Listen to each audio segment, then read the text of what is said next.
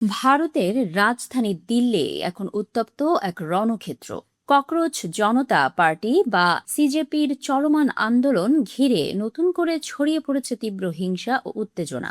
যন্তর মন্তর এলাকা কিছুটা শান্ত থাকলেও সংসদ মার্গ এলাকায় বিক্ষোভকারীদের সঙ্গে আইন শৃঙ্খলা বাহিনীর দফায় দফায় রক্তক্ষয়ী সংঘর্ষের ঘটনা ঘটেছে। পরিস্থিতি চরম বেসামাল হয়ে পড়লে টিয়ার সেল নিক্ষেপ করে পুলিশ, যার জবাবে বিক্ষোভকারীদের একাংশ পুলিশকে লক্ষ্য করে ইট পাটকেল ছোড়ে এবং কয়েকজনকে ধাওয়া দেয়। সংঘাত এতটাই ভয়াবহ আকার ধারণ করে যে পুরো এলাকায় সাময়িকভাবে ইন্টারনেট সেবা বন্ধের নির্দেশ দিতে বাধ্য হয় প্রশাসন। দিল্লির বর্তমান অবস্থা আসলে ঠিক কতটা ভয়াবহ? দিল্লি পুলিশের দেওয়া তথ্য অনুযায়ী এই সংঘর্ষে 2 সহকারী পুলিশ কমিশনার ও পরিদর্শক সহ মোট 5 জন পুলিশ সদস্য গুরুতর আহত হয়েছেন। পরিস্থিতি নিয়ন্ত্রণে বুধবার সন্ধ্যা 6টা থেকে বৃহস্পতিবার সকাল 6টা পর্যন্ত যন্তর মন্তরের 1.5 কিলোমিটার ব্যাসার্ধের মধ্যে এয়ারটেল, জিও এবং ভি সহ সমস্ত টেলিকম পরিষেবার ইন্টারনেট স্তব্ধ করে দেওয়া হয়।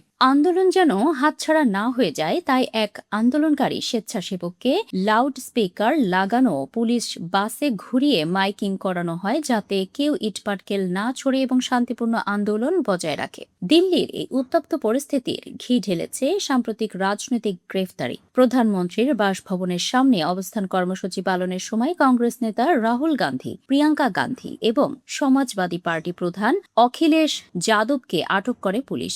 এরপরই রাজনৈতিক সংকট চরমে পৌঁছায়। নিরাপত্তার চরম অসঙ্গতি দেখিয়ে রাজধানীর 16টি গুরুত্বপূর্ণ মেট্রো স্টেশন সাময়িকভাবে বন্ধ ঘোষণা করা হয়েছে, যার ফলে মারাত্মক দুর্ভোগে পড়েছেন সাধারণ মানুষ।